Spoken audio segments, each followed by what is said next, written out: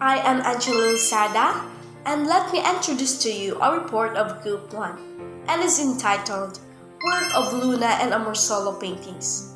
I know there's a lot of ideas that comes up to your mind when you hear this painting, and also some of us didn't know an idea about this person about Luna and Amorsolo. So that, sit back and relax. And don't forget to wear your most beautiful smile to continue listening our report. Who is this person? And what kind of person is this Fernando Amorsolo? Fernando Amorsolo was the son of Pedro Amorsolo and Bonifacia Sieto. His parents gave him life and saw the world on May 13, 1892 at Paco, Manila. He spent most of his childhood in the small town of Dayan, Camarines North, where his love of a rural life became a foundation of his artistic outlook. And also, he is the one of significant figure in the world of painting in the Philippines. His favorite themes as a painter are rural sceneries in the Philippines rural landscape. And I will present to you some of his painting works. And first is it Painting Rise with Mayon Volcano in 1949. Amorsolo was committed to two fundamental ideas in his art. And first, a classical notion of idealism, in which the artistic good was found through harmony, balance, and beauty. And second, a conservative concept of Filipino national character as a rooted of a rural communities and the cycle of a village life. The two come together in a pastoral scene such as Painting Rise with Mayon Volcano, painted in 1949. Here, happy Filipino villager and their bright clothes and straw huts work together amidst in the green and sunset landscape of a plenty. Behind them realizing the peaceful plum of steam, rays and the beautiful symmetrical cone structure volcano. It is the ash interrupted by the volcano over its highly active history that was made the surrounding landscape fertile, and the tranquil cone appear here to be a beneficial spirit of the earth, regarding guardian over the villager and their crops. Mayon's interruption can be very destructive, but here is the relationship between the volcano and the surrounding landscape. This depicted as a positive, fruitful, and harmonious one. Mayon is a celebrated symbol of the Philippines, and it is a presence of a Amorsolo painting, emphasizing his wish and present to the spirit of the national of Canvas. And the second painting is Harvesting Rice. And I know some of us, or a lot of us, know about what is this Harvesting Rice means. Harvesting Rice showcased Amorsolo's famous mystery of the life educated in the classical tradition. The use of cherubsco was perhaps Amorsolo's greatest contributions to the development of Philippine paintings. Philippine sunlight was the constant features of Amorsolo's work, and he is believed that was painted only one rainy scene of his career. A smiling woman, radiant, with the Philippine sun shining upon her back, approaches the man milling the paddy field. Here shows that offerings his temporary respite from the heat. In the background, oxygen rays peaceful and a white cloud strip overhead. The impressionistic scenes enthroned into the sharp relief, with the intense sunlight, highlighting and drapery, the woman's skirt, and the serious musculature of the paddy field worker. And in the third painting is the making of the Philippine flag. And as we can see in the picture, we can saw the three women making the Philippine flag. And these are sewn by Marcela Mariano de Agoncillo, Lorenza Agoncillo, and Delphin Carbosa de Matigdan in Hong Kong in the first lockdown in the Battle of May 28, 1898. It was the formally furled during the proclamation of Philippine independence, the first Philippine Republic on June 12, 1898 by President Aguinaldo. And the fourth one is El Ciego, the blind man in 1929. So who is this blind man? And what is this, the story of this painting? Unlike most of his work set in the lush of countryside, El Ciego is on the interior scenes in the blind man gently strumming a guitar as a woman leads towards him with an adorizing kiss. The last painting in my report, Afternoon Meal of the Rice Worker in 1951. And I know this is our commonly known as our Filipino because I have an experience to having this one in this picture, to cook afternoon meal in a rice worker. But some of us, I know we have a failed rice field, so that we can already know what is this mean. But in this picture, I will tell you and introduce what this means. Afternoon meal of the pre-rice workers in 1951 in the oil canvas would first edit new worker welfare. So, as we can see a picture, I know all of us have an idea if what is going through in this picture. Because I know there's a lot of us are experienced doing this, like cooking in the field by afternoon meal in the rice worker. And that's all for my report, and this report will be continued by Zaira Bandejas. The palay made in 1920. Palay is Tagalog for grain, which is symbolic of the Philippines' multiple crop made in very significance to Amorsolo preferences for beauty. Throughout his pieces showing women, Amorsolo does not conform to a Western standard of beauty. Rather, he portrayed them to have a rounded face, not of the oval type often presented to us in newspaper and magazine illustration. The eyes should be exceptionally lively, not the dreamy, sleepy type that characterized the Mongolian. The nose should be of the blunt form but firm and strongly marked. So, the ideal Filipina beauty should not necessarily be white complexion, nor of the dark brown color of the typical Malayan, but of the clear skin or fish-colored type which we often witness when we meet a blushing girl. Fernando Amorsolo. Francis Erdogan, 1952. A legendary warrior princess of Pangasinan folklore, Princess Urdua was said to be a beautiful 14th century heroine who fought many wars in defense of her people.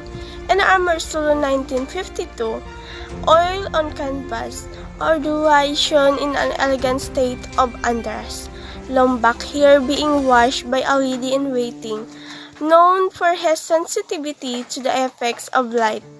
Amorsolo show his skulls rendering the female from with softened highlight modeling Urdua feminine core. Baguio rice fields. Amorsolo was offered a generous stipend to further his art education in Spain, and it was in Madrid where he honed his skills and sourced major influences from the works of Diego Velázquez, 1599 to 1660. And Joaquin Sorolla, 1823 to 1923. Velázquez's superior brushwork, mastery of color, and painterly qualities inspired Amorsolo, while Sorolla dexterous representation of people and landscape using heightened sunlit colors and dramatic contrasts of light and shade of his native Spain deeply captivated him. Despite his exposure to Western influences, Amorsolo was more drawn towards images of gentle rolling hills and verdant rice fields of the Philippines than the cosmopolitan world of Europe. In Lot 1223, Baguio Rice Field, Amorsolo deeply portrayed the majesty scenery with great luminosity. Landscape 1951. Amorsolo is best known for his illuminated landscape, which often portray traditional Filipino costume, culture, fiesta, and occupation. His pastoral works presented an imagined sense of nationhood in counterpoint to American colonial rule, and were important to the affirmation of Filipino national identity. La Bandera. Eroticism comes into place into the narratives pieced by Fernando Amorsolo as the viewer becomes a voyeur peering onto a Filipina undressing as she began to do her laundry by a stream.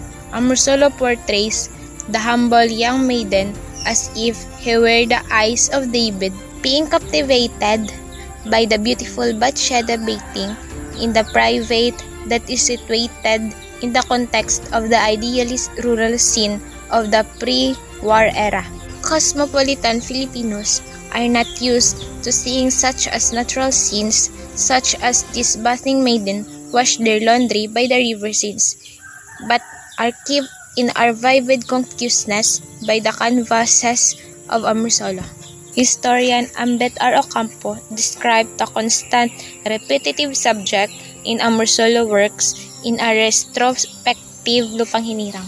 Alay ni Amorsolo in Metropolitan Museum of Manila in 1989 that Amorsolo painted such idyllic scenes of a pastoral paradise which have been constantly reproduced, copied, and even forged through postcard, posters, and other kit souvenirs that were painted onto countless thousands. He derives this context as the being part of the peacetime or Filipinos as peacetime, as that of an era prior to cultural genocide that fell on the Philippines during the Japanese occupation. It is quite possible that his painting of this bathing laundry maiden was drawn out of his drawing of the female nudes that he had encountered prior to the war in his excursions to the rural areas of Antipolo or Marikina. Man with Crackerel. Man with Crackerel, painted in 1938, show a rare division in Amorsolo oeuvre. These less idealistic paintings stand apart from the typical Amorsolo painted in aspect of subject, composition, lights, and color. Without the beautiful Filipina woman was present, the work presents to be into the quieter, more insulated aspect of rural life. Also unique to this painting is that the subjects are completely cast in a shadow. Perhaps the touch of striking red amidst in painting muted colors is meant to focus attention at the cockerel. To the farmer, the cockerel is a source of simple joy and also a source of income outside of farming. Existing prior to colonialism, sabong or cockfighting was and still in an activity ingrained in Filipino culture, enjoyed by both rich and poor. To the common man, however, it is an opportunity to him to dream about winning or fight and one day escaping poverty. The farmer treasured position, the cockerel is a symbol of hope. Wartime market scene. The subject is the set of wartime, yet this work is part of when has been called Fernando Amorsolo Golden Period, which is from about 1920 to 1945. It could have been typical market scene, but the Japanese soldier at the left side creates the tension. At the one set of World War II, Amorsolo's typical pastoral scenes were replaced by the depictions of war-torn nation. Sylvia Amorsolo Lezo, in her book Remembering Papa 2003, recalls how during the Japanese occupation of the Philippines during World War II, Amorsolo spent his days at his home near the Japanese garrison, where he sketched war scenes from the house's windows or rooftop. Amorsolo also frequently portrayed the lives and suffering of Filipino women during World War II. Other World War II era paintings by Amorsolo include a portraits in absentia of General MacArthur, as well as self-portraits of paintings of Japanese occupation soldiers. In the context of Amorsolo's oeuvre, his war paintings are truly exceptional because of their strong content and the corresponding vigorous style that convey it. They make us aware of the full artist range of the artist, going beyond the rural domestic themes to handle startling subjects. Amorsolo's theme technique bring his wartime era paintings to the level of great art. Old Spanish Church. This painting is by Fernando Amorsolo, perhaps the most beloved Filipino painter of the 29th century. The church depicted her dedicated to Our Lady of Remedies, this patroness of childbirth. Spanish statue of Virgin Mary was installed in the altar of the church in 1924. The image was focused on worship of country, especially for women recovering from childbirth or with sick children. Destroyed in World War II, the statue was replaced with another image made its likeness. The present Abloy building, built in 1864, was also badly damaged during the war, of its restored in the 1950s. Although this building itself is not very old, religious structures have been continually rebuilt on the site since the original church was founded in the late 1500s. Famously, it is from this location that the British troops launched their attack on the Intramuros, the walled interior city of Manila, in 1762, resulting in 2 years of British occupation.